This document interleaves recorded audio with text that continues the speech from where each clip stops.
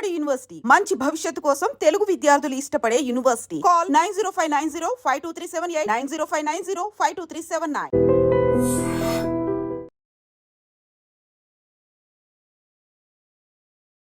Operation సింధూర్కి సంబంధించినటువంటి latest update and breaking news ఇది. పాకిస్తాన్ ఆర్థిక సంక్షోభంలో కూరుకుపోయింది. పాకిస్తాన్కి సంబంధించి అక్కడ ఉన్నటువంటి ఆర్మీ, ప్రభుత్వం లోన్ల మీద ఆధారపడే పరిస్థితి వచ్చింది. ఇక పాకిస్తాన్ రూపీస్కి సంబంధించి చూస్తే 3,000కు మించి విత్డ్రావల్స్ చేసుకోకూడదు అనేటువంటి ఆంక్షలు కూడా విధించింది.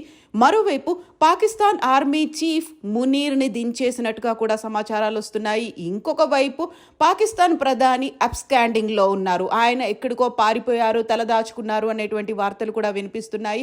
పాకిస్తాన్ ప్రధాని నివాసం సమీపంలోనే ఇస్లామాబాద్లో నిన్న రాత్రి అటాక్ జరిగింది. మన మిసైళ్ళు అక్కడ డ్రోన్ల ఆధారంగా మిసైళ్లను ప్రయోగించాయి. ఈ నేపథ్యంలోనే తల దాచుకోవడానికి బంకర్లను వెతుక్కున్నాడు అనేటువంటి ఒక సమాచారంతో పాటుగా బహ్రెయిన్కి పారిపోయారు, మా వాళ్ల నుంచే నాకు రక్షణ లేకుండా పోయింది అనే ఒక ఉద్దేశంతో, ఒక అనుమానంతో ఆయన బహ్రెయిన్కి పారిపోయారు అనేటువంటి వార్తలు వస్తున్నాయి. పాకిస్తాన్కి సంబంధించి పబ్లిక్కి ఇంకా హెల్ప్ కావాలి అనేటువంటి ఒక వార్తని, మాకు అవసరం ఉంది, మాకు డబ్బులు అవసరం ఉన్నాయి, లేకుంటే డొనేషన్స్ కావాలి, లోన్ కావాలి అంటూ పాకిస్తాన్ అక్కడున్నటువంటి మిలిటరీతో పాటుగా ప్రభుత్వం కూడా వేడుకుంటున్నటువంటి పరిస్థితి కనిపిస్తోంది.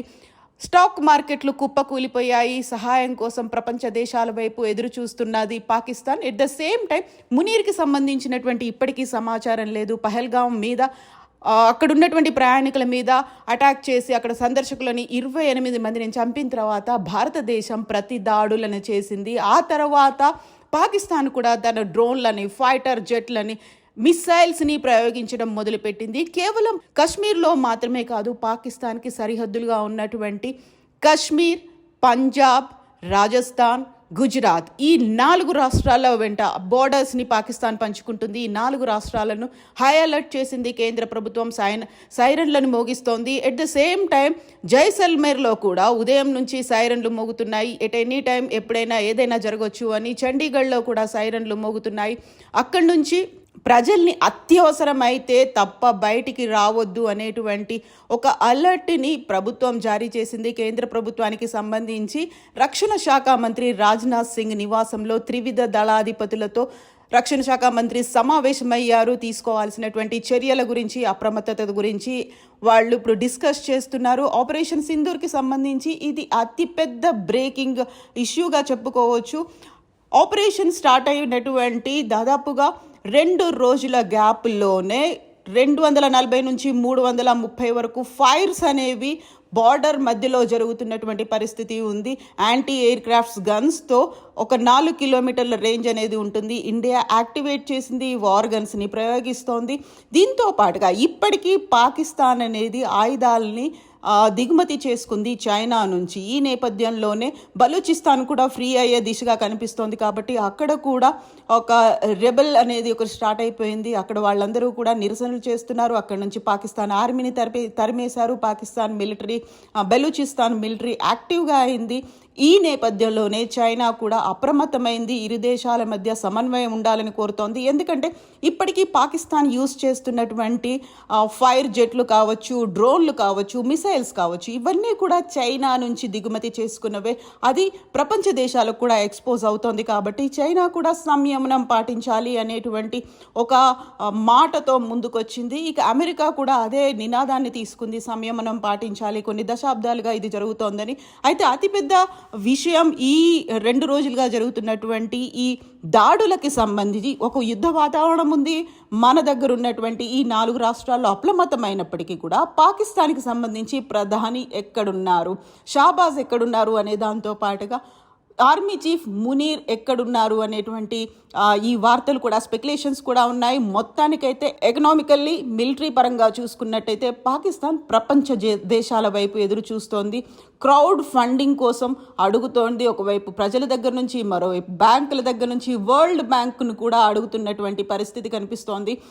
అతలాకుతలమైంది, ఆర్థిక సంక్షోభంలో ఉంది. ఎట్ ద సేమ్ టైం భారతదేశానికి సంబంధించి చూస్తే ప్రతి చోట కూడా హై అలర్ట్ ప్రకటించారు. ఓవరాల్గా అయితే ఒక హెవీ లాస్ జరగకుండా చూడాలి. ఎందుకంటే ఇప్పటికే అయితే షెల్స్ అనేవి ప్రయోగాలు జరుగుతూనే ఉన్నాయి. డ్రోన్స్తో రాత్రంతా కూడా మన దగ్గర ఉన్నటువంటి ఎయిర్ బేస్లని టార్గెట్ చేసుకొని పాకిస్తాన్ మిసైల్స్ని ప్రయోగిస్తే అంతకు మించి మనం కూడా సుదర్శన్ చక్రంలాగా అడ్డుపడి వాటన్నిటిని నిర్వీర్యం చేసినటువంటి పరిస్థితి రాత్రంతా ఉంది. అయితే ఉదయం నుంచి కూడా అవే పరిస్థితులు కనిపించబోతున్నాయి. కాబట్టి అలర్ట్ చేయాలి అని సైరన్లు మోగిస్తున్నారు. ఈ 4 రాష్ట్రాలని అప్రమత్తం చేశారు. ఎట్ ద సేమ్ టైం భారతదేశంలోనే ఉన్నటువంటి మిగతా రాష్ట్రాలన్నిటికి కూడా ఒక అలర్ట్ మెసేజ్ అయితే వెళ్ళింది.